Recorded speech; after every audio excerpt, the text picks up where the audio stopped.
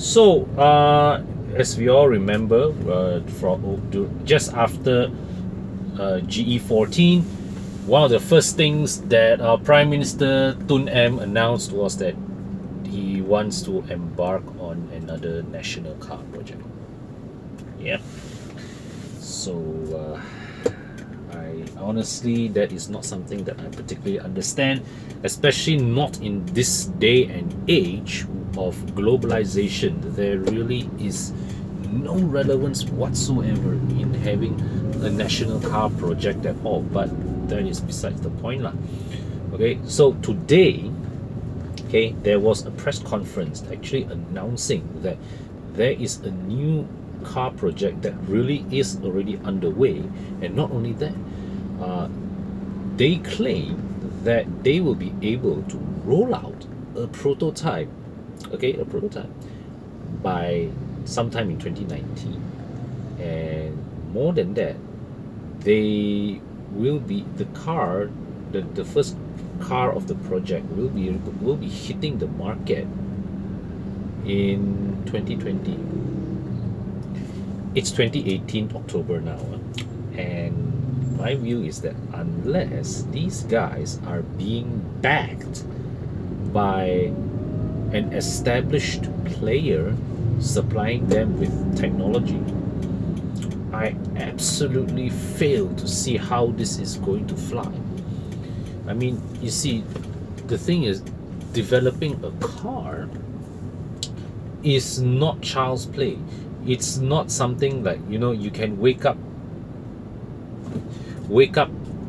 to this morning, right, and decide, oh, I'm going to roll out a new car in the next 6 months. It doesn't work that way, you know. It's, you see, the thing, the aspect about this project that raises a lot of questions is, you know, during the PC I was not there, but those of my friends who were there,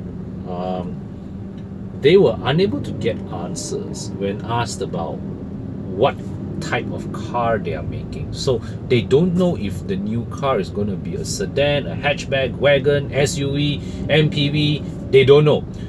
Neither have they fixed themselves on any particular powertrain configuration. So there is no indication whether this new car, okay, will be powered by petrol or diesel or PHEV or hybrid. Nothing, no details whatsoever. So it's very, very bizarre. And so with all these details not even in place, they are thinking they can roll out a prototype by 2019. I have my doubts, man. Really, I have my doubts, man. You see, the thing about developing a car is that it is a very time-consuming process. And because, firstly, the car is a very complex piece of hardware, okay? And not only that, a car that, especially one that now they're claiming that this car is going to be built for export. So when you build a car for export, your car has to be homologated, okay? And different countries have different homologation rules. So your people, your engineers working on that car, on your car, needs to be familiar with a ton of homologation rules. They have to, all these have to be subject to thorough study, right? Yeah, so, and all various other legislation in place and all that. So I don't see how this how this new, you know, group, whatever they call themselves, will be able to roll out anything working within the stipulated time frame. Not only that, okay, now a lot of Malaysians are apprehensive about the prospect of starting another, you know, car making business. My view is simply is this lah. If this is a private funded project as claimed by as claimed prior to this, then I have no issues about it, because if it is private funded, then whatever losses that this company would incur is entirely borne by the private funders. But the fact of the matter is,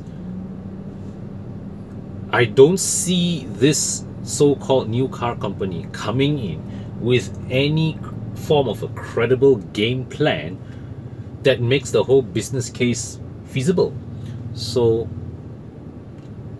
forgive me if I am very, very skeptical about the prospects of this new national car. And well, it's a good thing that it's supposed to be private funded, so wish them all the best.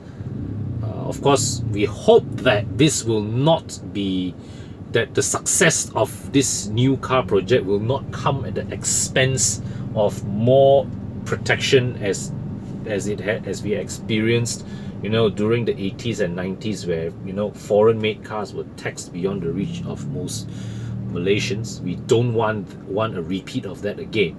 You know, if there is to be a new car project, we want that car to compete on a level playing field. We want that car to be competitive from day one. The whole concept today, actually the whole idea of having a national car today and age is no longer relevant, because consumers are not interested where your car comes from. Consumers are only interested in a car that is good or not. That's all. Okay? But branding does play an important part, and that is where also a lot of new car brands will struggle, because you don't have a brand history to market yourself. You see, there's a reason why people fork out, you know, more money to buy a BMW or a Mercedes or an Audi or a Volvo, even if they are struggling to afford it, simply because that these brands, these premium brands, have an aspirational value to it. And people always want to buy the most recognizable brand that they can afford.